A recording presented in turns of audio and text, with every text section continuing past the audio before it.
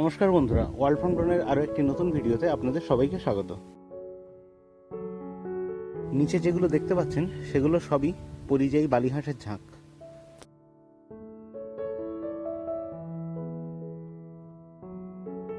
Marine drive road দিয়ে মন্দারমণি যাওয়ার পথে আমরা দেখলাম পাশেই একটা মাছের ভেড়িতে প্রচুর পরিমাণে পরিযায়ী হাঁস।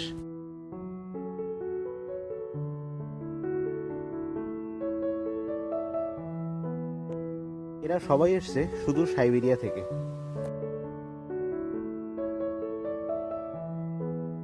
আজ আমাদের দীঘা স্পেশাল সিরিজের এটা দ্বিতীয় পর্ব। ওল্ড দীঘায় অনেকগুলো বাইক রেন্টাল শপ আছে, সেখান থেকে একটা বাইক ভাড়া করে আমরা চলে গিয়েছিলাম মন্দারমণি মেরিন ড্রাইভ রোড বরাবর।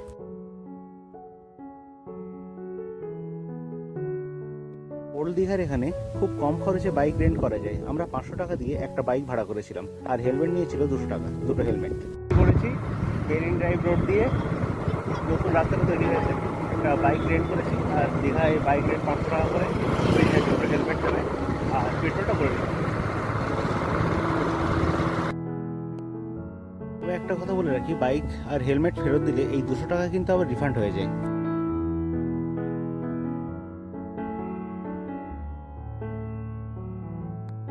আমরা প্রথমে হল্ট দিয়েছিলাম শঙ্করপুর সি বিচে। আর শঙ্করপুর সি বিচ দেখুন নিচে দেখা যাচ্ছে, এখন ভাটা চলছে আর পুরো সি বিচটা একদম ফাঁকা।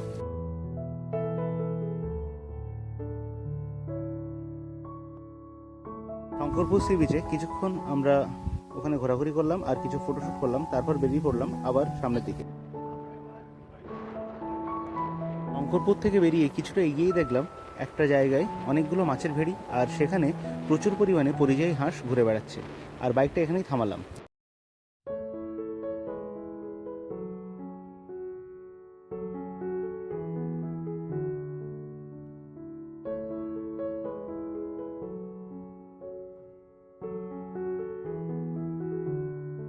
এই মাছের ভেড়িগুলোর ঠিক পিছনেই কিন্তু আছে সমুদ্র। দূরে দেখা যাচ্ছে ওই যে একটা বিল্ডিং, তার ওই সাইডে আছে সমুদ্র, ঝাউবনের পিছনেই। হাঁসগুলো দেখুন কেমন করে জলে ঘুরে বেড়াচ্ছে। সবাই একসঙ্গে একটা দিকে সাঁতার কেটে চলেছে সবকটা হাঁস।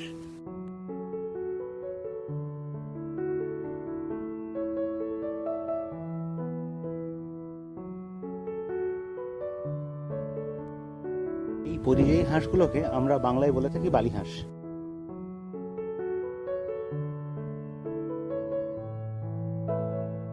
সুদূর সাইবেরিয়া থেকে প্রচণ্ড শীতের জন্য এরা চলে আসে আমাদের এই বাংলায় প্রজনন করার জন্য।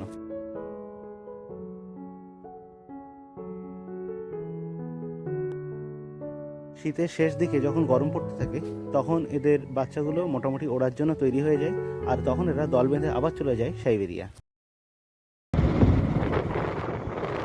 সামনে অনেক পরিযায়ী হাঁস দেখলাম, পরিযায়ী হাঁসগুলোর ভিডিও নিয়েছি, সব কিছু ভিডিও থাকবে।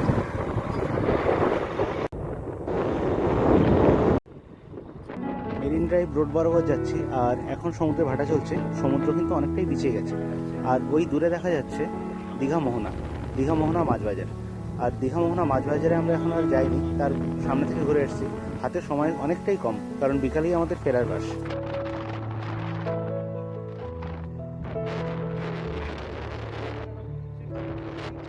বাইক ভাড়া নেওয়ার এটা আরও একটা কারণ যে নিজের ইচ্ছা মতো ঘোরা যায়, আর খুব সহজে খুব অল্প সময়ের মধ্যে অনেকটা জায়গা নিয়ে আমরা ঘুরতে পারবো।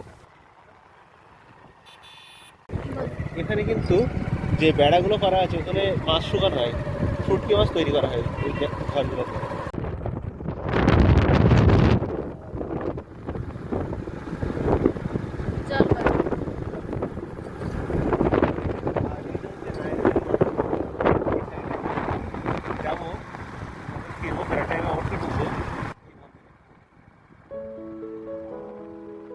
মেরিন ড্রাইভ রোড দিয়ে মন্দারমণি যাওয়ার রাস্তায় এইরকম মাছের ভেড়ি অনেক পড়বে, আর সেই সঙ্গে বড় বড় মাঠ আছে, শুটকি মাছ শুকানোর জায়গা সেগুলো। সামনেই পেয়ে গেলাম মেরিন ড্রাইভ রোডের সমুদ্রের ওপর দিয়ে তৈরি প্রথম ব্রিজ, তার পাশেই আছে নায়ের কালী মন্দির। এই ব্রিজগুলো তৈরি হওয়ার পর এখন খুব সহজেই দীঘা থেকে মেরিন ড্রাইভ রোড দিয়ে চলে আসা যায় সমুদ্রের ধার বরাবর মন্দারমণিতে। রাস্তাতেই পড়বে তাজপুর আর সেই সঙ্গে শঙ্করপুর।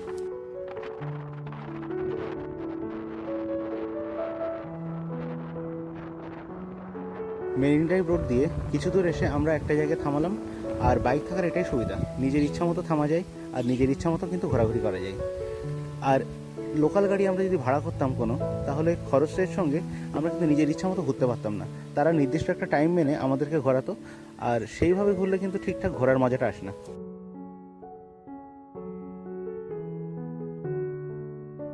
অনেক ওপর থেকে নেওয়া এই বার্ড ভিউ ভিডিওতে দীঘার জল এখন অনেকটাই সবুজাভ।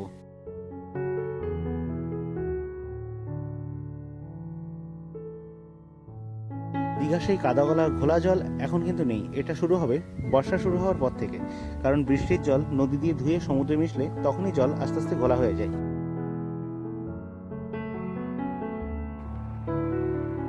দীঘার এই মেরিন ড্রাইভ রোড বা সৈকত সুন্দরী রাস্তাটা সত্যি ড্রাইভ করে আসার জন্য খুব সুন্দর জায়গা। এর আগের বার আমরা যখন দীঘায় এসেছিলাম তখন এই মেরিন ড্রাইভ রোডে কাজ চলছিল, আর এই কারণে আমরা মেরিন ড্রাইভ রোড দিয়ে কিন্তু মন্দারমণি যেতে পারিনি। আমাদের সেই পুরনো চালখোলা হয়েই মন্দারমণি যেতে হয়েছিল। এই রাস্তাটা আগের বার কাজ চলছিল, আমরা আসতে পারিনি, আমাদের ভেতরের রাস্তা দিয়ে নিয়ে গেছিল। এবার মেরিন ড্রাইভ রোড পুরোটাই তৈরি হয়ে গেছে, আর পাশের সমুদ্রটা শুধু জাস্ট একবার দেখুন। আর শীতকাল জল খোলাও না, জল পুরো পরিষ্কার হয়ে গেছে, অনেকটা নীল নীল লাগছিল ওটা দেখে। দীঘার জল এখন কীভাবে ভাবতে পারি। বাইকটা সারাদিনের জন্যই ভাড়া করা, আর বাইক ভাড়া করলে একেবারে একই সঙ্গে আমরা ঘুরতে পারবো মেরিন ড্রাইভ রোড দিয়ে মন্দারমণি, আর সেই সঙ্গে আরও আরেকটা সাইড যেটা উদয়পুরের দিকে। উদয়পুরের দিকেও আমরা গিয়েছিলাম বিকালবেলা থেকে, বাস ধরার ঠিক আগে। রাস্তার পাশ দিয়ে নারকেল গাছের সারি আর একদম ফাঁকা রাস্তা, সত্যি দারুণ। পাশে সমুদ্রের ঢেউ ভাঙছে। আমাদের বাস ছিল আজকে বিকাল 5:30, সেই জন্য 5:30 পর্যন্ত যতটা সময় পারা যায় আমরা ঘুরে নিচ্ছিলাম। আর বাইক থাকার কারণে যেটা বললাম বারবারই, যে সুবিধা আছে একটা নিজের ইচ্ছা মতো ঘোরার। আবার আমরা একটা জায়গায় স্টে করলাম আর সেখানে কিছুক্ষণ ফ্লাই করলাম ড্রোনটা। ওয়ার্ল্ড ফ্রম ড্রোনের দীঘা স্পেশাল এপিসোডের দ্বিতীয় পর্ব আপনাদের কেমন লাগলো অবশ্যই কমেন্টে জানাবেন। ভিডিওটা ভালো লেগে থাকলে লাইক কমেন্ট শেয়ার অবশ্যই করবেন। কোনো নতুন বন্ধু ওয়ার্ল্ড ফ্রম ড্রোন চ্যানেলে ভিডিওটা দেখে থাকলে অবশ্যই চ্যানেলটা সাবস্ক্রাইব করে দেবেন। এই রকম নতুন নতুন লোকেশনের নতুন নতুন জায়গার ড্রোন ভিডিও নিয়ে আমাদের ওয়ার্ল্ড ফ্রম ড্রোনের ভিডিওগুলো সাজানো থাকছে।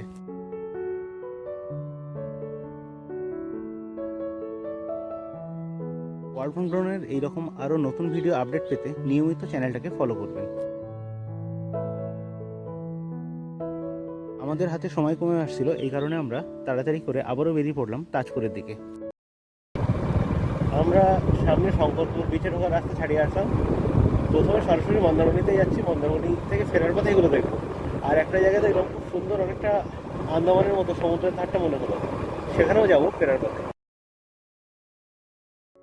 তাজপুর সমুদ্র সৈকত এখন ভাটা, আর তাজপুরের ঠিক ওপারে দেখা যাচ্ছে মন্দারমণি। আরও একটা সমুদ্রের উপর দিয়ে ব্রিজ তৈরি হয়েছে ওখানে, ওই ব্রিজের উপর দিয়ে আমরা যাব। জোয়ার আসতে আস্তে আস্তে এই জলগুলো সব ভরে যাচ্ছে চরের ওপর।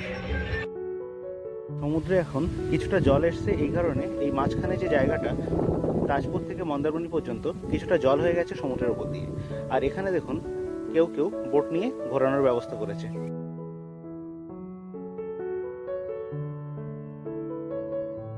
এখন সমুদ্রের উপর দিয়ে ড্রোন ফ্লাই করে আপনাদের দেখাবো এই সমুদ্রের উপর থেকে কেমন লাগে দেখতে।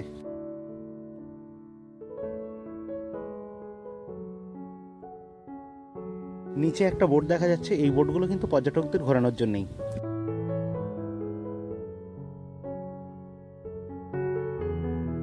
আর ওই যে দূরে দেখা যাচ্ছে ওটা মন্দারমণি সমুদ্র সৈকত।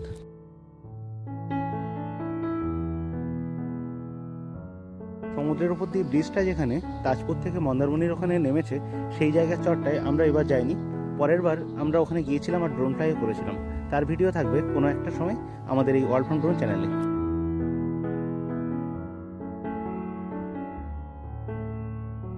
ড্রোনটাকে আমরা সমুদ্রের উপর দিয়ে ঘুরিয়ে আবারও নিয়ে আসলাম তাজপুরে, আমরা যেখান থেকে উড়িয়েছিলাম সেখানে। দেখুন দূর থেকে তাজপুর সমুদ্র সৈকতটা কেমন লাগছে দেখতে ওপর থেকে।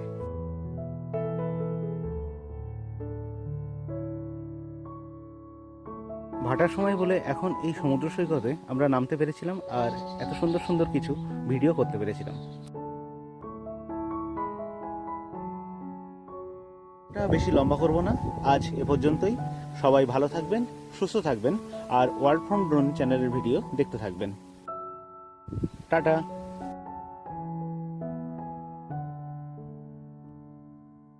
সমুদ্রের মধ্যে সি বিচের উপর কিছুটা জল এখানে জমে গেছে, দেখুন কেমন পুকুরের মতো হয়ে গেছে।